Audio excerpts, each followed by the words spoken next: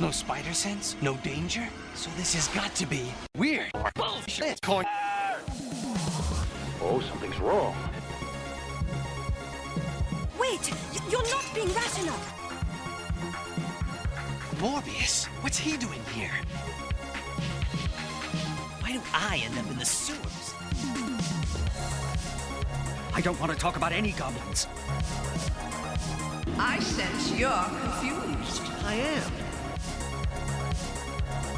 There's no danger, except to my brain.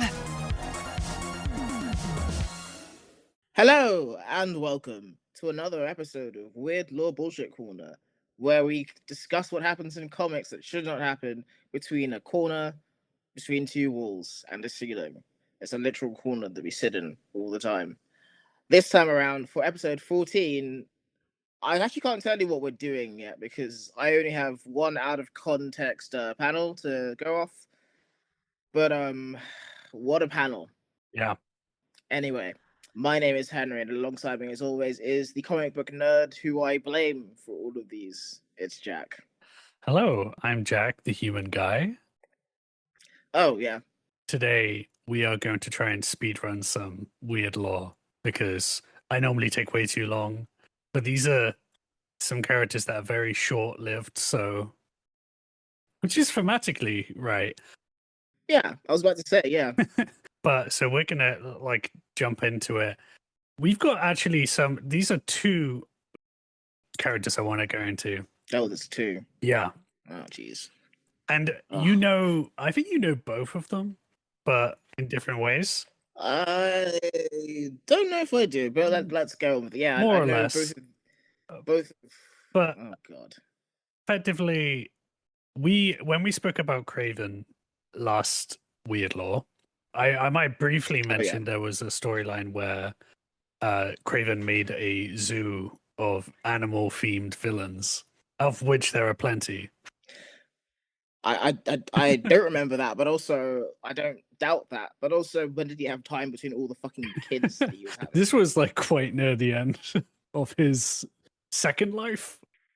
Oh yeah, so kind of an emptiness syndrome thing going on here. He's just yeah, missing all of his kids, so he creates a zoo. Yeah, exactly. Anyway, two characters who were actually included in this zoo, and it's one of their later appearances.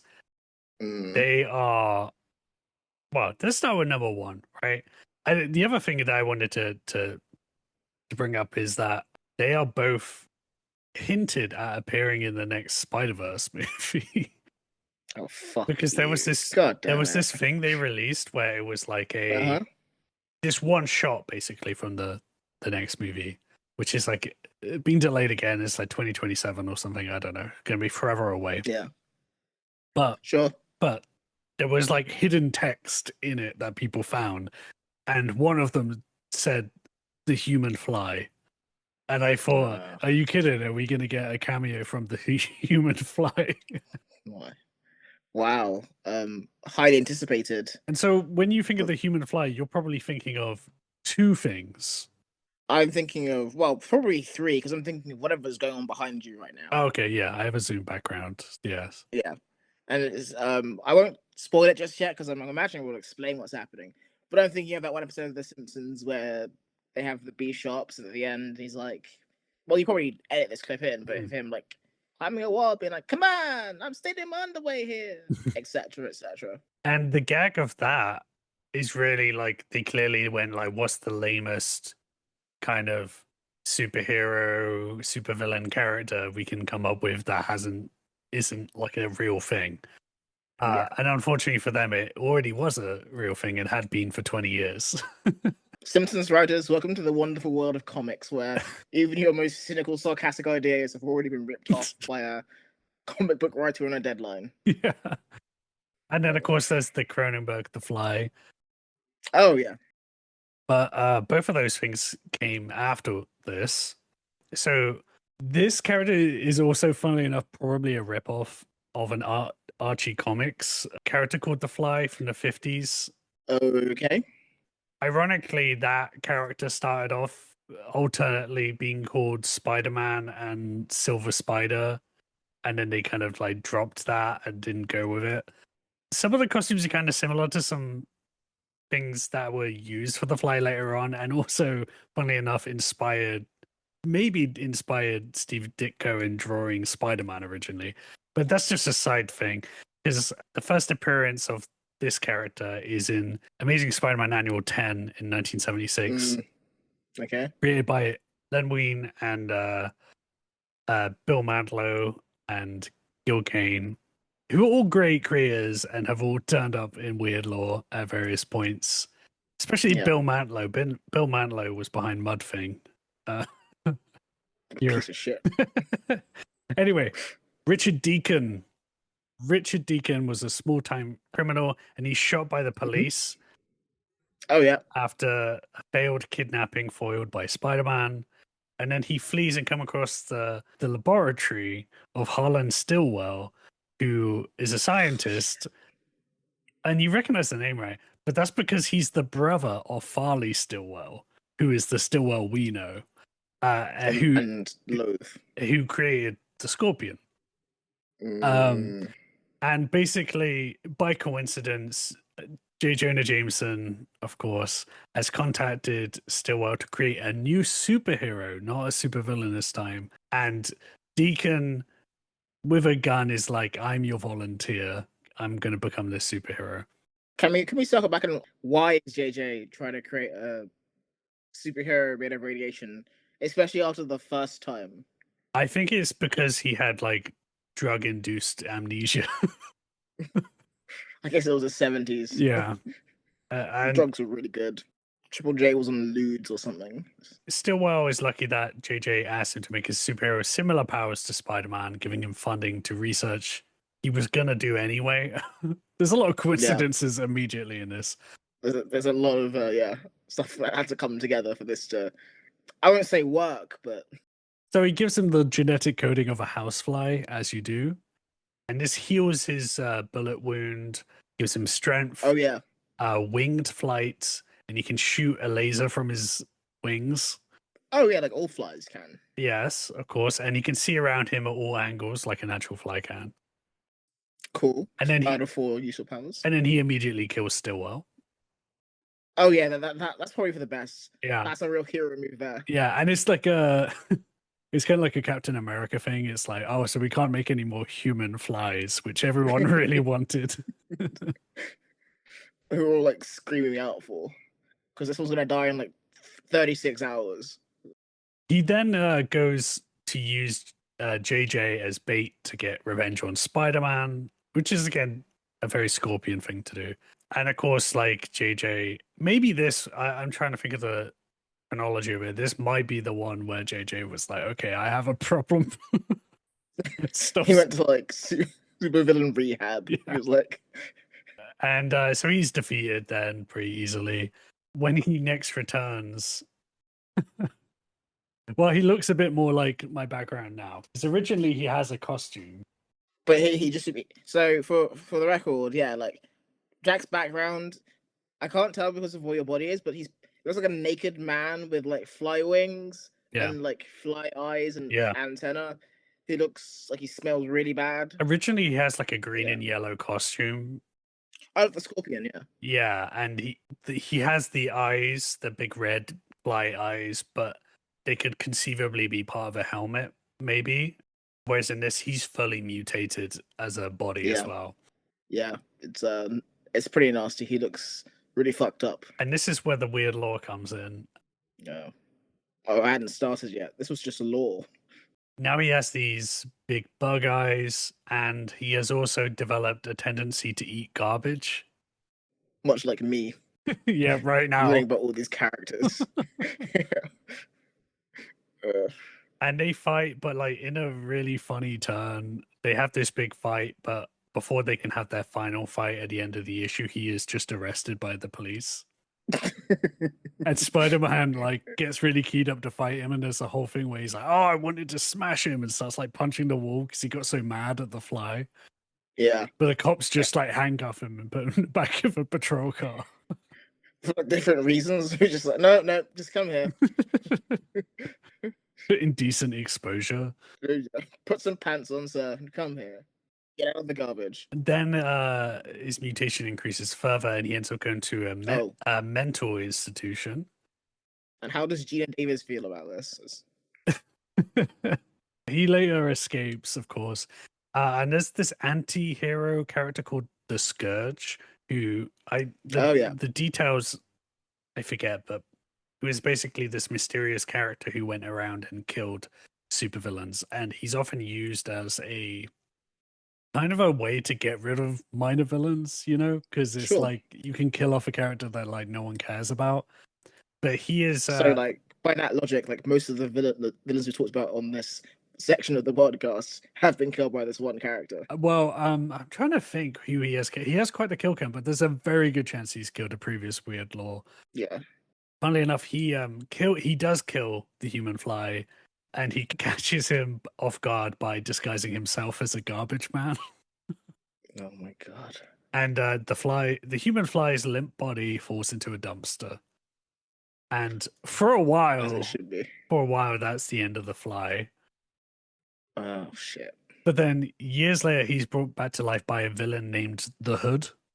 Just the hood. Yeah, who became quite a big villain in like the 2000s, and I always hated him because I thought he was lame. Because he's basically, the idea is he's literally just like a gangster who wears a big cape and a hood, and has two handguns. He like dual wields like Lara Croft, and Okay. and then he effectively he gets like some Asgardian magic stones or something that make him powerful, and he's always after magic artifacts and stuff. But then it's like he's a magic guy, but he's also just a guy with guns and a hood. Right. And I always just thought This he was is the lamest, but not funny lame, you know, just lame. No. This is like much closer to Leprechaun in the Hood than I thought it was gonna be. In that, like, you have like another gangster who picks a magical artifact, and a magical creature follows him around trying to get the artifact back, which is imagining is what happens with the Hood. Yeah, there's a magic flute. Yeah, you know, he starts rapping at the end of the comic. So he's brought back to life by the Hood, and you know, I'm kind of getting confused by my own notes here, but he basically that makes sense. Yeah, he is basically the Hood. I think is using the power of Dormammu to kill the Punisher by like bringing back all these villains back to life or whatever. And then he brings back the human fly, who now has acidic vomit that can melt steel. And he now also, as well as garbage, he craves human flesh. Much like the Jeff Goldblum fly. Yes. Then goes and eats a sex worker. Oh yeah. Because this is the 2000s now and everything has to be edgy. I was gonna say the Scourge sounds like mid-90s to early 2000s. He sounds like he's like the fifth member of Limp Bizkit. He sounds like he plays the bass for like POD. And then he basically goes on a killing spree, and then Punisher turns up and kicks his ass. And that, as far as I'm aware, is the last of the human fly. I think he's still alive. Or he might have been sent back to hell. Who knows? I can't remember. No, okay, you have to go back. Hold on. So how does the Hood bring back the fly? Using the power of Dormammu, the Doctor Strange villain. Just use so the fly was in hell this whole time. Yes, I believe so. Okay, I just wanted to clarify. Yeah, much like his creator, he was in hell. Oh, he's. I think he gets brutalized by the Punisher, and then he does survive, and then he's just kind of hanging around, and that's when he gets in Craven's zoo, and I think that's the last time we see him is in the zoo. Does he get out of the zoo? He's just in there. So everyone gets out of the zoo at the end, apart from the gibbon who gets killed. Oh yeah. Oh. At least he's not the gibbon. Yeah, he's not that level. Wow. And now let's move on to our second character, who you definitely do know. We brought him up before to the point that you probably thought that we've already done him before. But this is another one who was hinted at in that same image. His name came up. His name is Stegron. Oh, Jesus. The Dinosaur Man.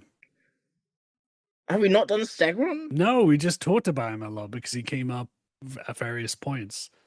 Ah, Jesus. Fine, we have to get him out of the way. Let's get his asshole out of the way. Fine. I think earlier on I brought him up, and every time I just said the name, you would laugh. So I think I just started saying it so you would laugh. Just bringing him up just to like give me like little bits of dopamine. Yeah, that's fair enough. You know. This is 2 years earlier than The Human Fly in Marvel Team Up 19. Mhm. Again, Len Wein and again Gil Kane involved as creators. Mhm. And one of my favorite things about Stegron is that his name, his human name, is Vincent Stegron. Oh, so it's not even like his villain name; it's just his surname. It's just his surname, yeah. And he's a SHIELD agent. Mr. Stegron. Mr. Stegron is a SHIELD agent, Mhm. and he works with Kurt Connors, aka the Lizard. Oh yeah, that tracks. Yeah, and he's studying the DNA of the dinosaurs in the Savage Land, which we know from X-Men, the animated series. Fuck. And Forgot about the fucking Savage Land. yes, and which, by the way, Kurt Connors should stay the fuck away from the Savage Land, or he should stay there. One or You the should do two. one or the other. You can't be going back and forth. Yeah, you can't, you can't do a little holiday in the Savage Land if you're a lizard man. No, you buy property or you're banned from that. Yeah, It's one of the other. it's just fuel for the divorce papers, you know. Yeah. My client's husband frequently visited this dinosaur island, even though he knew he had the chance of becoming a dinosaur man himself. That's how you lose a custody hearing. Yeah, exactly. He steals some of the DNA they're working on, injects it into himself, and becomes a humanoid Stegosaurus-like creature. Mm. And As someone called Stegron, you probably should stay away from Stegosaurus like DNA, just as like a precaution, you know? yeah, well, I mean, I think he loves it. Maybe it's not. Maybe it's a stage name. Maybe he changed his name legally because he loved dinosaurs so much.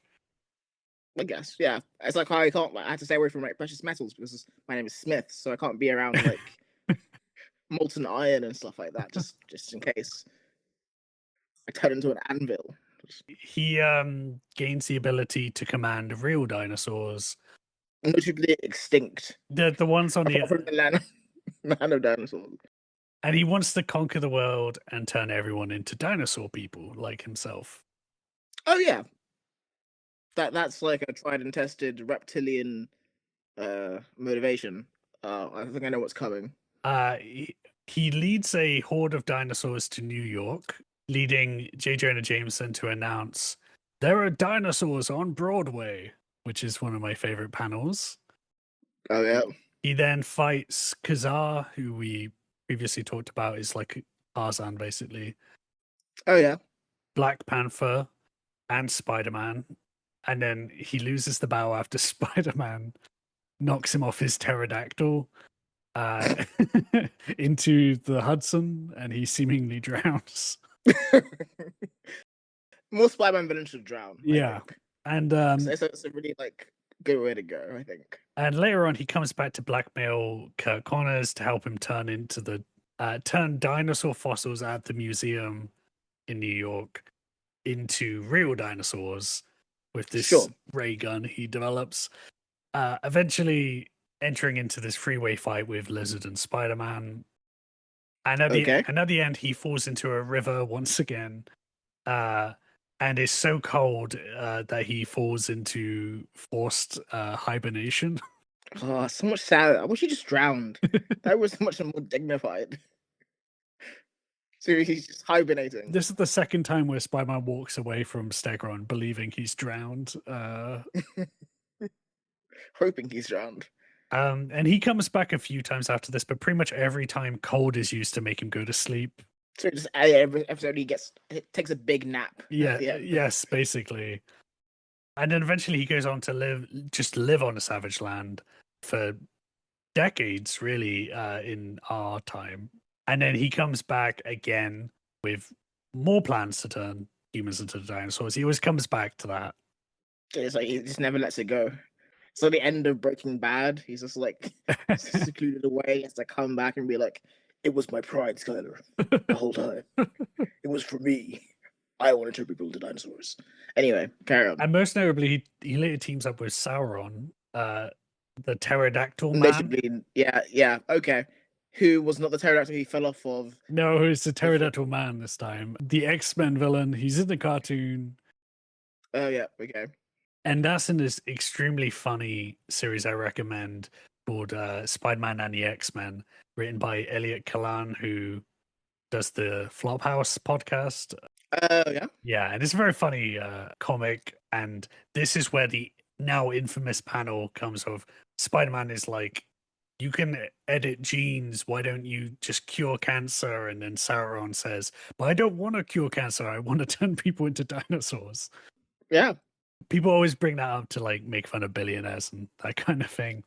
And what you don't know is that off panel is Stegron, who's like his number two, and then they end up foiling their own plans by getting in a fight because Sauron is more focused on the dinosaurs, and Stegron also wants to fuck up Spider-Man and keeps getting distracted by that. He lost control of the project. Really. Yeah. He lost focus.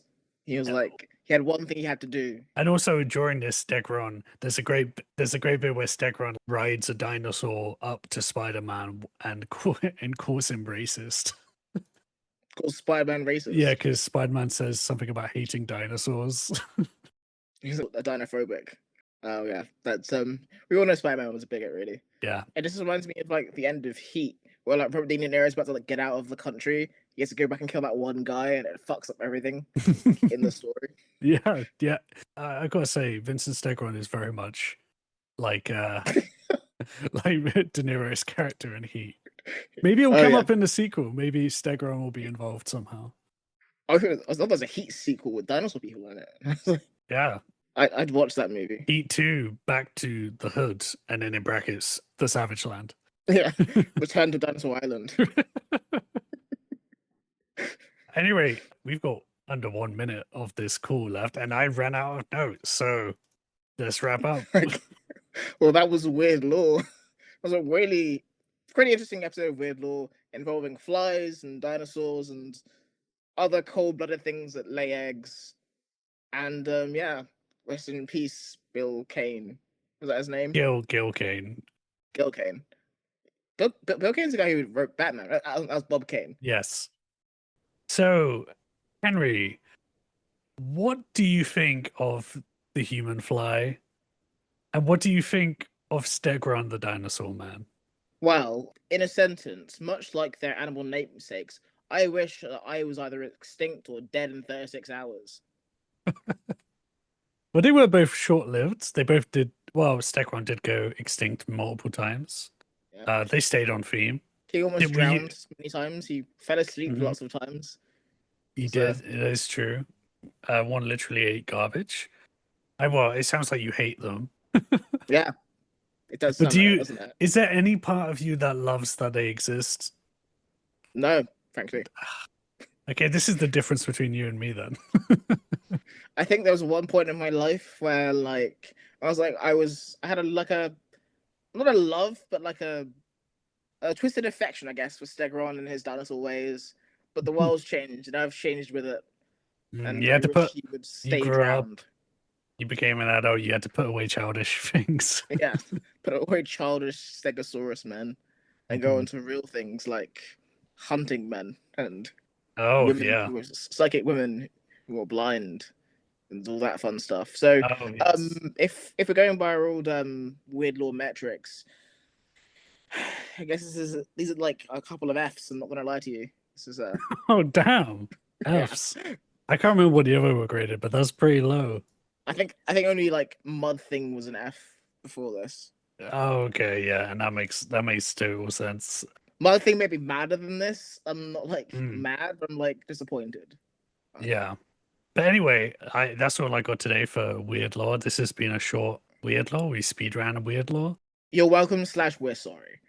And we'll catch you guys next time. Please tune in to us on all podcast stuff. We'll be doing more stuff just soon enough. Just you wait. You have no idea what's coming. Anyway. Neither do we. And yeah, always remember, don't eat garbage.